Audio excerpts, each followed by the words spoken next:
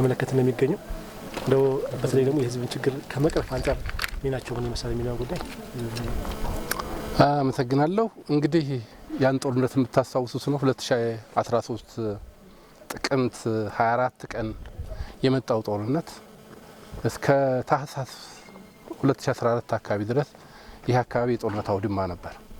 ከነሱ ከተጎዱት አንዱ ኩታበር ነች። 94 ወረዳ በከፍተኛ ሁኔታ ተጎድቶ ነበር። የምስራቁ የአማራ ክፍልና የሰሜኑ ማለት ነው። ከነዛ አንዷ ኩታበር የጦርነት መናኸሪያ ነበረችና የኩታበር ወረዳ ጉዳት በመድረሱ ከተለያየ ከዓለም አቀፍ ድጋፍ ትሪአር የሚባል የዓለም ፕሮጀክት ለ5 ክልሎች ትግራይ፣ አፋር፣ አማራ፣ ቤንሻንጉልና ኦሮሚያ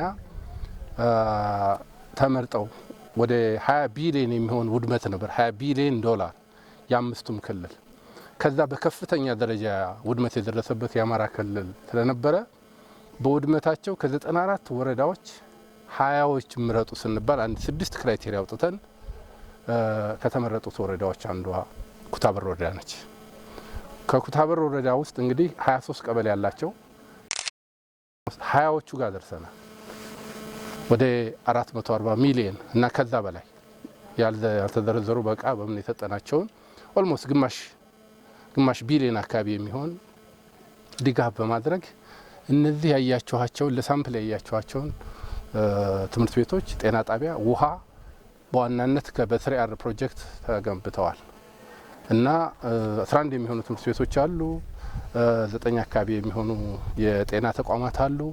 7 የሚሆኑ የውሃ አካላት ውሃውም እንዳያችሁት 47 ሊትር ፐር ሰከንድ የሚያመነጭ ነው። ከዛ በላይ ምን ሰርፌስ ሌበር ተደርጎ ነውና ይህን ስናየው በትምህርትም በጤና በውሃ እነዚህ መሰረታዊ የሆኑ አራቱ የሰው ልጅ ፍላጎቶች ተደራሽ አድርገናል ብለን እናስባለን። ስለዚህ ህብረተሰቡ ተደራሽ ነው የሚሆነው ብለን እናምናለን። ይህ ያለውንም የምታዩት ይሄ ነው።